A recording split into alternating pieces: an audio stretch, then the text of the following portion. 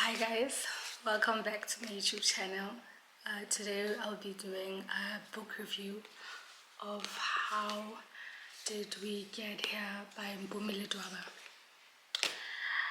I finally finished this book. It took me longer than it should, but we're here. So this is just gonna be like my two cents on how I feel about this book, people's perception of her, my perception of her, and overall, what's the truth? Like, in terms of, is Mpumi Dwaba a mean girl, or she is someone who knows what she wants and has standards?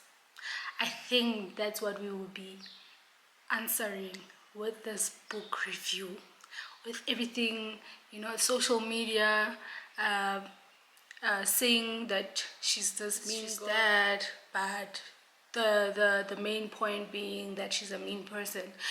So I just want us to do this book review and then see how we all feel after it.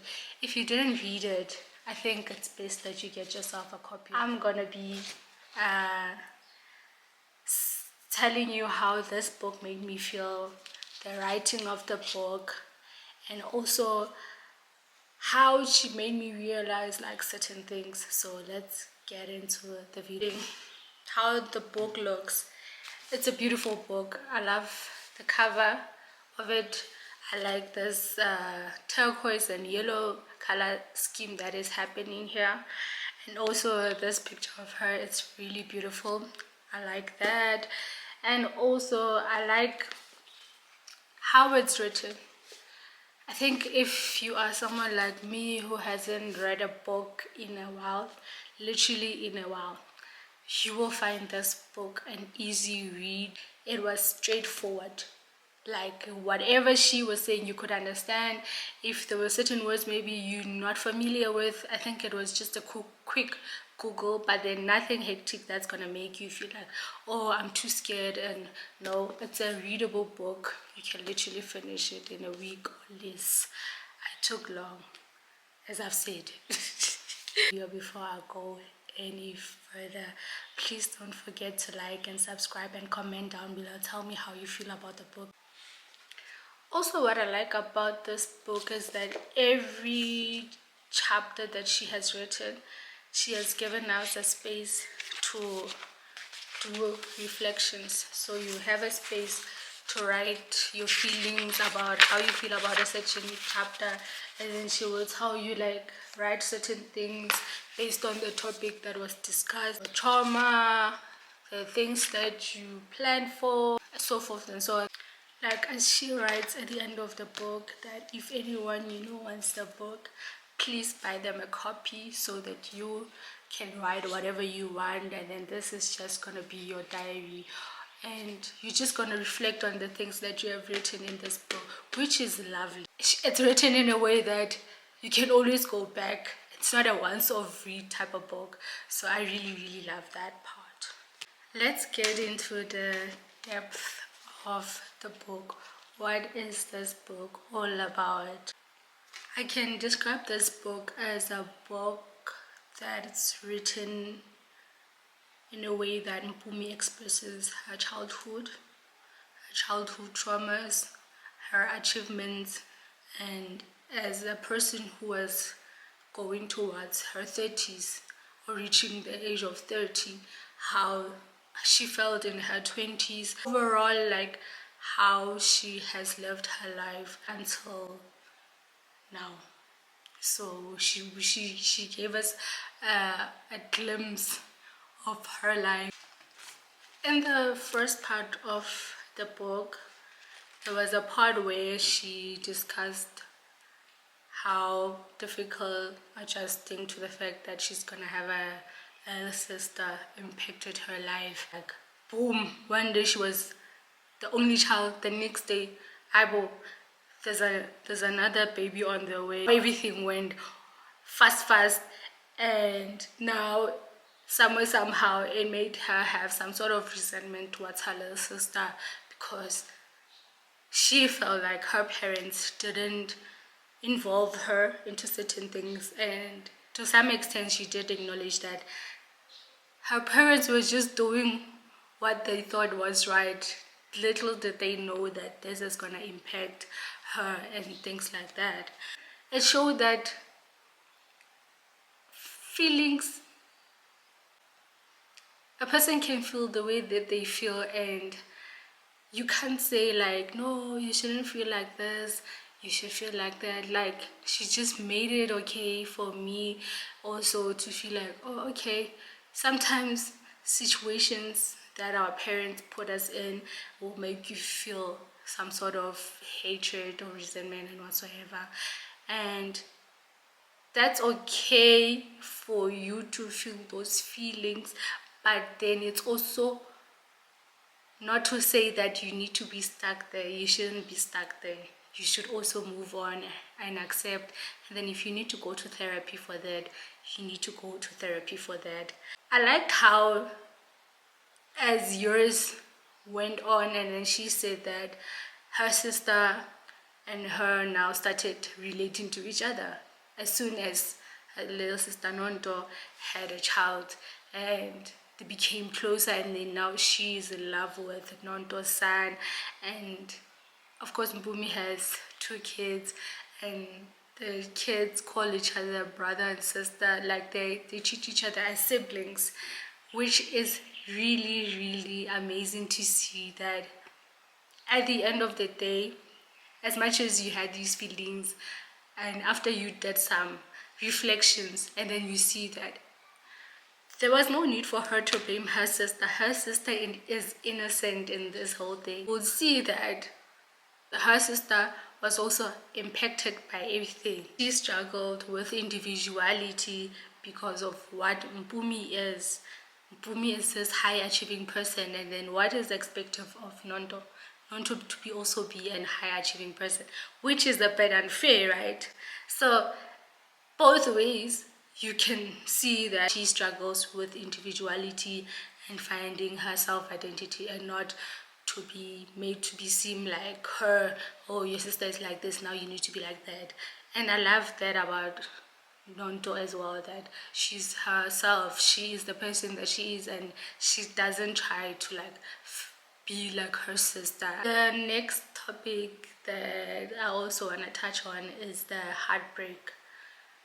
I think heartbreak came in different forms for her, and some of them I could relate. She spoke about her first heartbreak, how painful it was, and what she also went through with a miscarriage, and how she was not ready after having 2 kids. She was not ready to be a mother again to the 3rd child, and she felt like she's gonna be neglecting the child. I'd be like, no, maybe you would have adapted and everything, but when you hear with her reasoning behind it, the things that she was dealing with, the weight that she was carrying, and you could see, oh, okay, now that makes sense. So like, this child is literally going to be neglected. I'm not going to be a present parent. I'm not going to be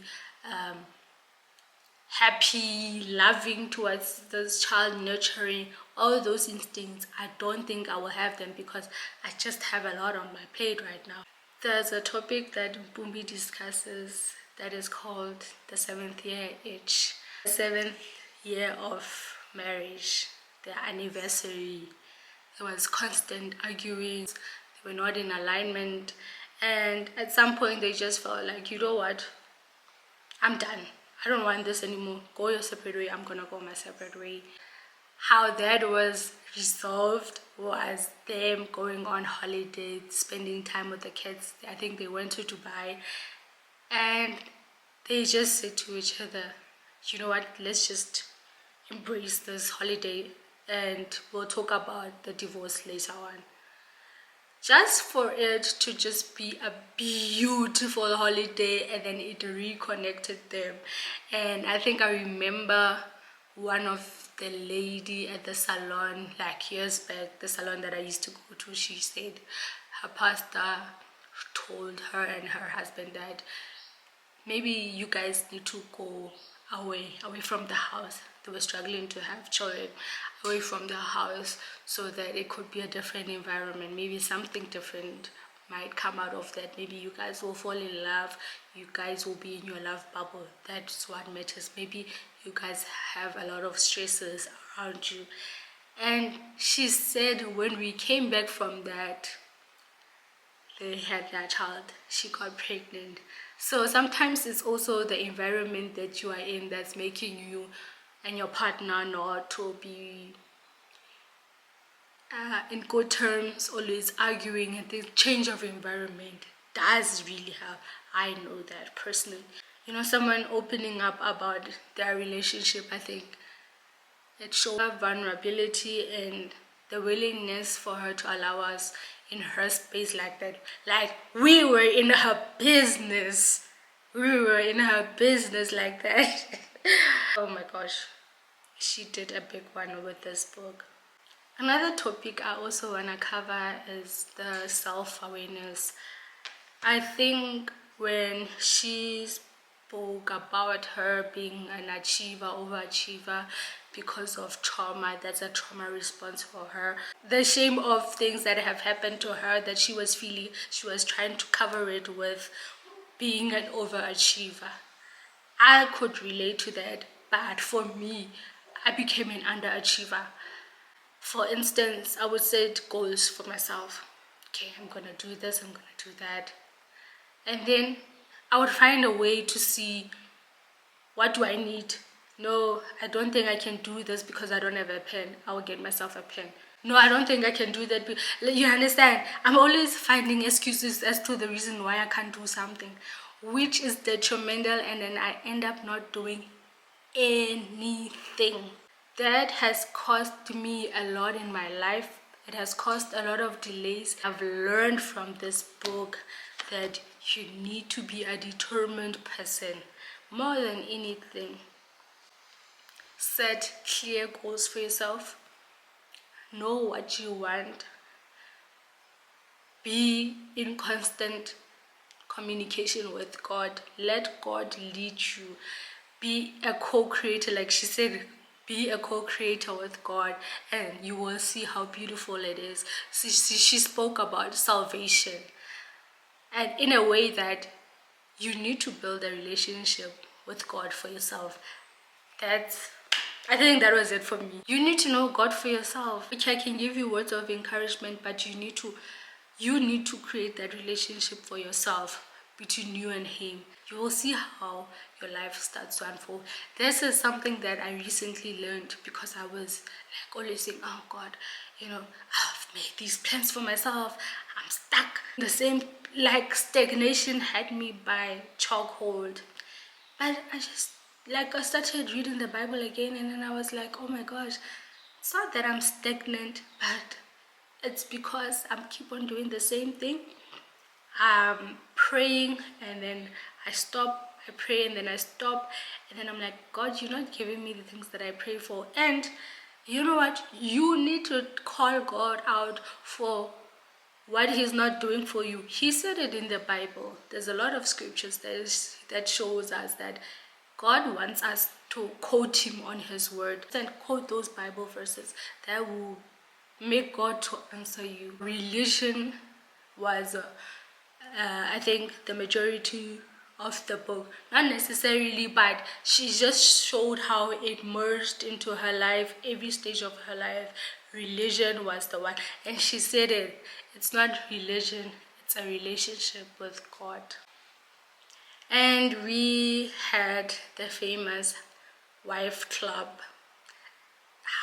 friendship breakup, that all of us wondered what actually happened. Got into it. Mainly what I saw, she has told herself that I'm going to be this certain person. I want to achieve certain things. That means I'm gonna have to sacrifice certain times. I'm going to not be able to attend every single thing that my family plans. That I'm not going to be in every baby shower. I'm not going to be in every housewarming whatsoever. That's what caused the shift between the friendships. And also, I think different personality clash, I think misunderstanding is bound to happen. Makes sense, we are different people. So, to answer the question that I've asked at the beginning of the video, is Mpumile Dwaba a mean girl, or she's just a determined human being who has clear boundaries in place? Without any hesitation, I think she is someone who has clear boundaries set. She knows what she wants, and that could be seen as being mean, boss lady, controlling, and things like that. I could relate to the controlling part because I know how certain things I want them done in a certain way, and I would mainly do it myself. And the next person will feel like, why are you not asking me to help you? Why? No, this is how I want it, and I can see some sort of perfectionism that she has in myself as well. It's just a woman who is a high achieving person. We saw different bits and pieces of her life on social media, but this book actually made us see the reason why she is the way she is. I highly recommend this book. It is amazing. The last part of the book that I want to share with you guys, chapter 26, sorry not sorry. And here she was saying that sometimes she had to apologize for certain things, and here she's saying she's no longer sorry. Here's some of the things that she said she's not sorry for. She said, here is my list. I have big dreams. These dreams require focus, excellence, and discipline. I have proven to myself that I am worthy of them. I show up as that person, and I'm equipped to be that person. My life, relationships, and everything else would be simpler if I toned it down a bit. But that's not who I am. Sorry, not sorry. I love the finer things in life, and I don't mind doing the work. My expectation when it comes to flights, hotel rooms, and the kind of coffee I drink might be on the more luxurious side, but it gets me up at 5 a.m. Like, oh my made me realize that we are settling, guys. Oh my gosh, we are settling for small dreams. Let me say myself, I've been settling for small dreams for the longest time, but you can really achieve the things that you want to achieve. You need to put in the work. Sacrifices will be done. You can't just be resting the whole time. You can't be resting. You literally can't be resting the whole time and think things will come to you. Hard work pays off. That's the basis of this book. It's lovely doing this book review. Tell me how you felt, and if you read the book, what part of the book did you love? What did you resonate with? How are you feeling? Let me know down below, and don't forget to like, subscribe, and comment. Bye guys, see you next time.